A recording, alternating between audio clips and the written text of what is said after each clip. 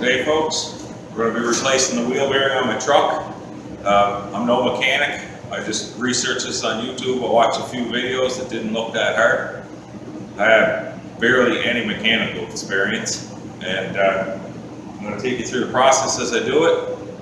And I'm going to, at the end of the video, I'm going to line up all the tools that I used to replace this wheel bearing for this truck. It's a 2001 Dodge Ram 2500 series, four-wheel drive.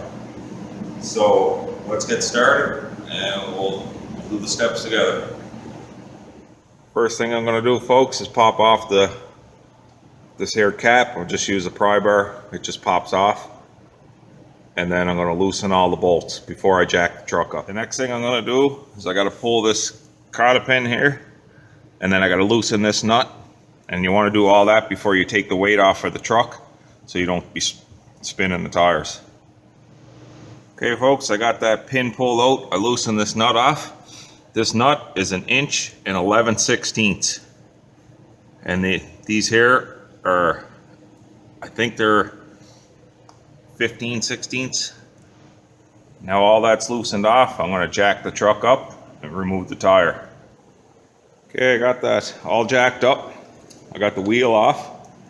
And now I think the next thing I'm going to do is I'm going to block the truck up so that if anything does happen with that jack, it doesn't fall down on me.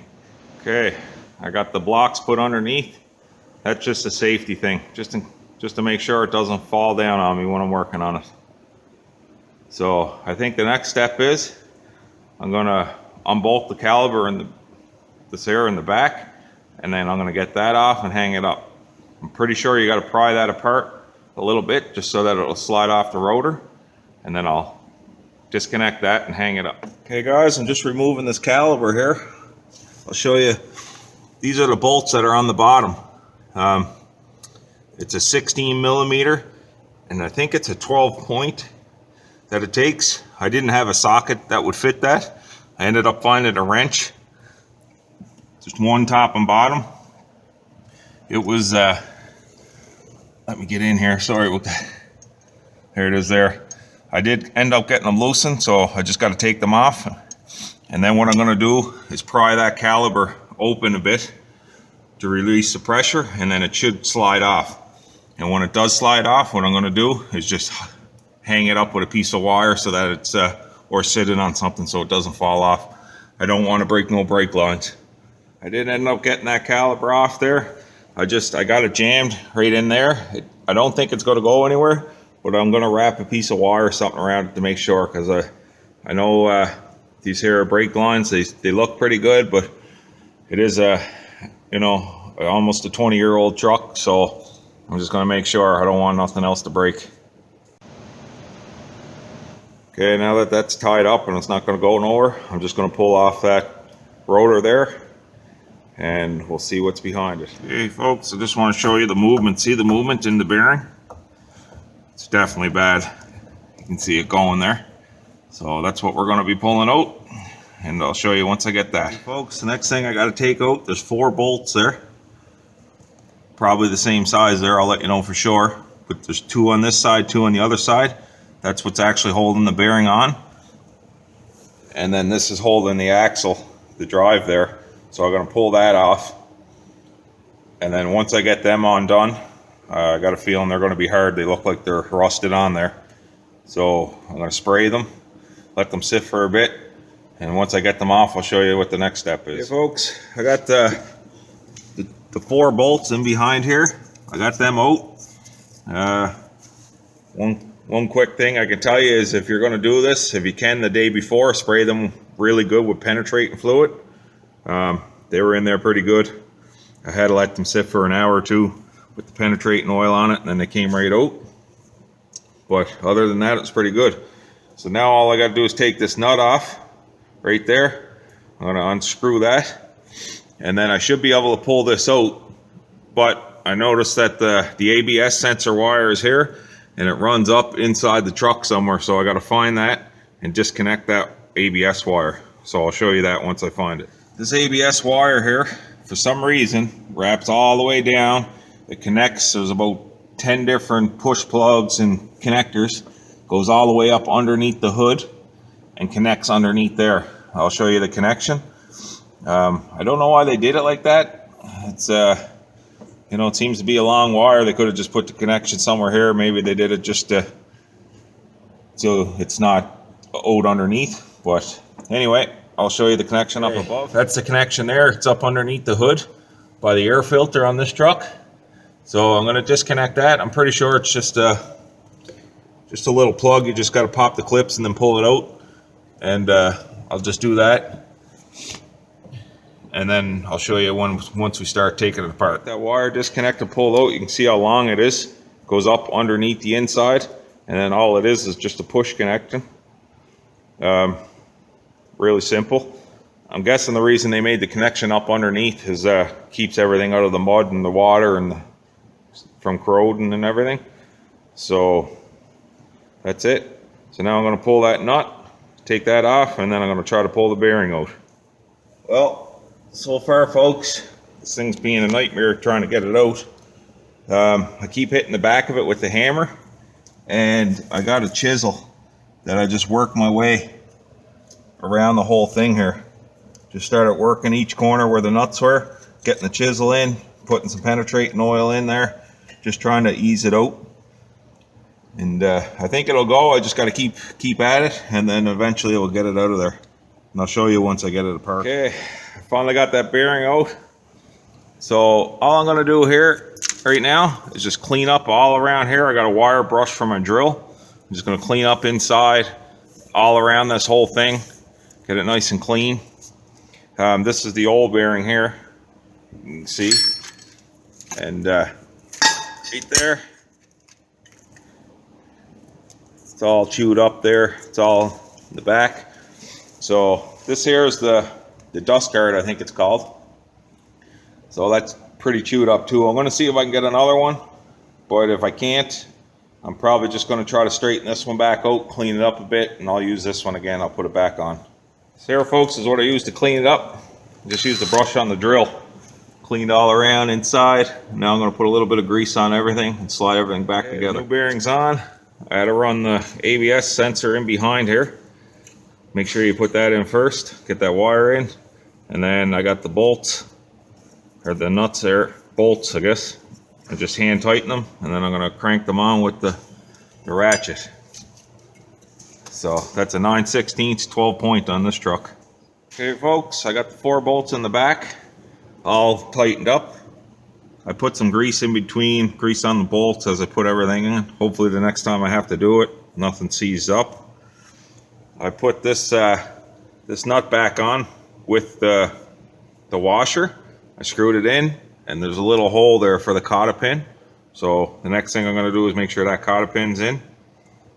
And then once that's done,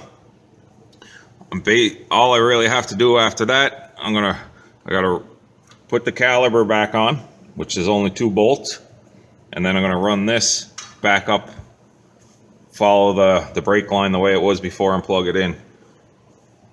So I'm going to get that pin in, then I'm going to get the caliper on, and then do the wire, run that up, and I'll show you each step as I go through that. Okay, I got the pin in, folks. Pushed it all the way through the hole, put a bend on the end so that it can't back out, and then this nut can't back off. That keeps everything locked in place. So the next thing I'm going to do now is I got to put the rotor back on, and then once the rotor's on, I'm going to put the caliper back onto the rotor. Before I put my caliper back on my rotor, I'm going to put a bar in between this and spread it out a little bit, make it a little easier to go back on. Okay, folks, I ended up using the C-clamp to push that in, and now I just got the 2 bolts that started there. So now I'm just going to tighten them down, and then I'll show you here that wire. You can see on the brake line all these they got little clips on the brake line, and follows down and goes up inside the truck. So that's where I'm going to put the ABS wire back through, and I'll connect all that and show you as I go. Okay, there's the ABS wire, folks. The caliper's all bolted on, everything's locked in place. The ABS wire goes back up the original spot that it was. All the clips are in, and the wiring's connected back up there. It's just a push plug, you just push it in. That's pretty simple. So The only thing left now is to put the tire back on and take her down. So that's what I'll do now. I'll show you this here as I'm bolting the tire on. Same thing with, even when I bolted the bearing on, I always crisscrossed. I put one at each side. And when I did the bearing, I did like both corners. Sucked it in and then back and forth. So I'm just going to put the nut on each one. I'm going to hand tighten them all. And then I'm going to, when I tighten them down, I'm just going to keep crisscrossing back and forth. That way it'll suck everything in tight. Most people know that anyway, but I thought I'd mention. Put all the bolts back on. I tighten them as tight as I could get them. With the bar there, the wheel's still spinning. So now what I'm going to do is I'm just going to let the jack down. I'll put her on the ground and I'll make sure I tighten all the bolts back up again.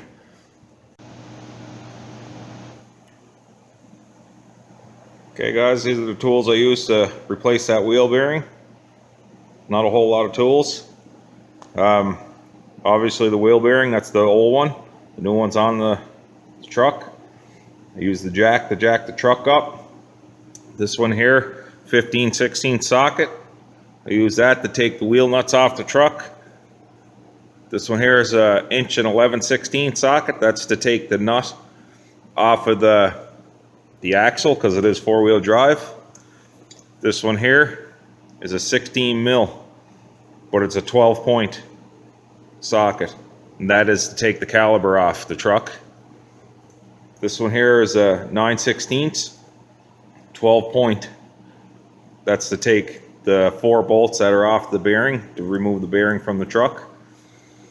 You're going to need an extension because there's 2 bolts on the bearing that you won't be able to get the ratchet in unless you have an extension. The 3/4 inch ratchet. This is just the bar for taking off the wheel lugs. This is a 3/4 inch bar just to give me an extra little pry. I use a chisel there because my wheel bearing was basically rusted on, so I ended up using the chisel all the way around it, like just taking a little bit at a time. And the same thing with this. I put as soon as I got it open enough to get the bar behind, I just kind of wedged it, kept wedging it out until it came out. The vice grips I used to remove the cotta pin for taking off the nut for the axle. And then as I started putting everything together, I greased it all so that hopefully it won't seize. I just use the bar sometimes, just try to make some pries. Definitely want to use the penetrating fluid, and you're probably going to want to try to use that the day before if you can. Get in there and just spray it on and let it work itself in. The hammer I use for beating the chisel, just trying to separate it. This here is the C-clamp. I use this C-clamp to open up the caliber, pull the brake pads open a little bit more, squeeze it together so that it will go back on the rotor easy.